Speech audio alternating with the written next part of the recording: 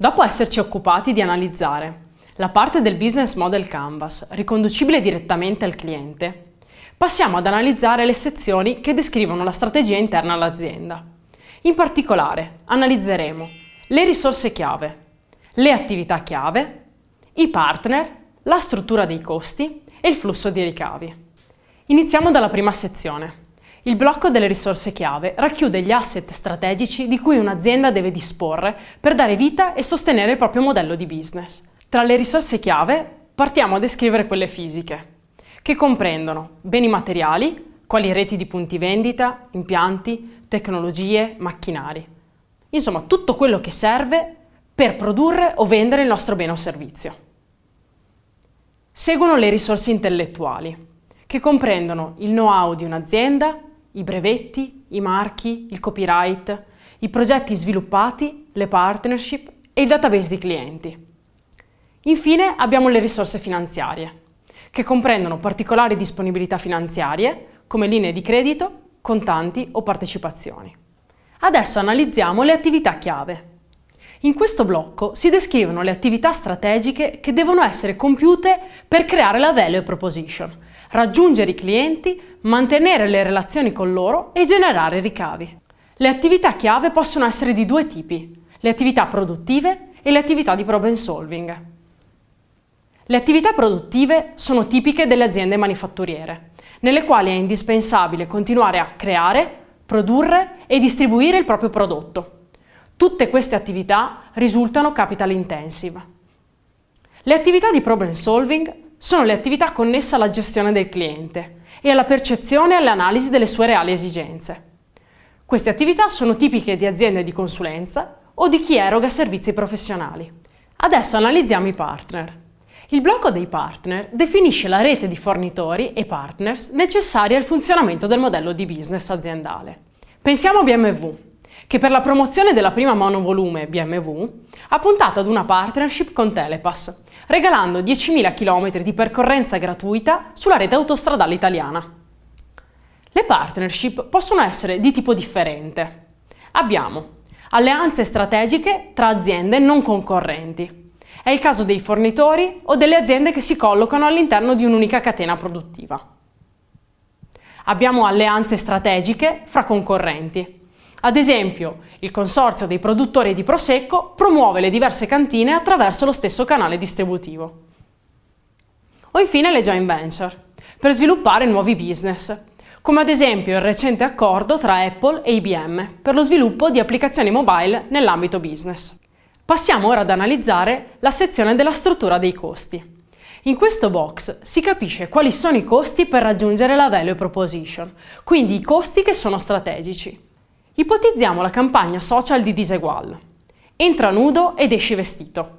Tutti i capi regalati in quell'occasione non devono essere letti come costo di mancata vendita, ma devono essere visti come investimento di marketing.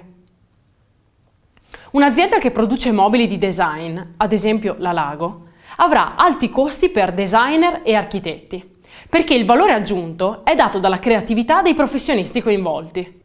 Passiamo ora ad analizzare il box del flusso di ricavi. In questa sezione dobbiamo rispondere alle seguenti domande. Prima, per cosa devono pagare i miei clienti? Seconda, in quale modalità devono farlo? Terza, quanto devono pagare? La variabile prezzo è un elemento rilevante nella costruzione di un modello di business, ma come accennato in precedenza non è certamente l'unica a renderlo sostenibile e funzionante. La modalità di pagamento, infatti, completa il processo di progettazione e dona al blocco del flusso dei ricavi la capacità di fornirci alcune informazioni molto importanti. Esistono due grandi differenti modalità di pagamento che generano flussi di cassa, ovvero il pagamento in un'unica soluzione, come nel caso della vendita di prodotti di abbigliamento, gli alimentari e così via, i pagamenti ricorrenti, come nel caso della vendita di una macchina che può essere acquistata a rate. Da dove derivano perciò i flussi di ricavi del nostro modello di business?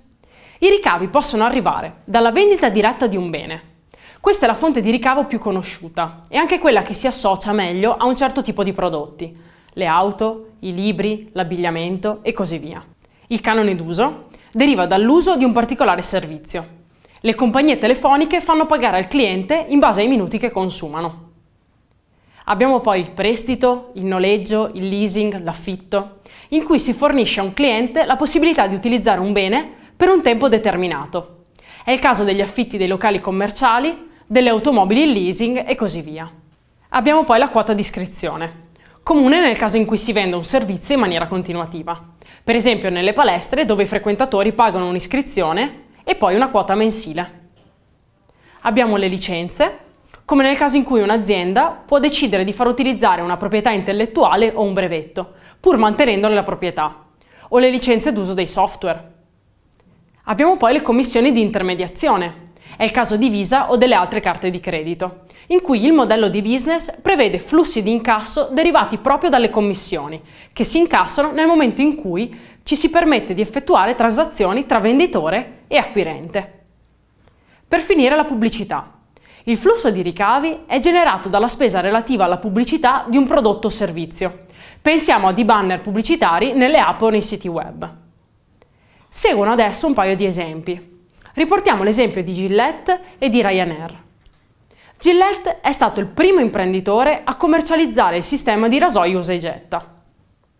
Il modello di business sottostante l'azienda più importante di prodotti per la rasatura ha dato il nome ad un particolare modello di business, chiamato rasoio e lamette. In questo modello si utilizza un prodotto esca, che si fa entrare nel mercato ad un prezzo molto contenuto o addirittura gratuitamente. Questa operazione genera di conseguenza la domanda di tutti i prodotti associati al prodotto esca, schiume da barba, dopo barba e così via, andando a generare i flussi di ricavi principalmente da questi ultimi prodotti. Passiamo ora all'esempio di Ryanair.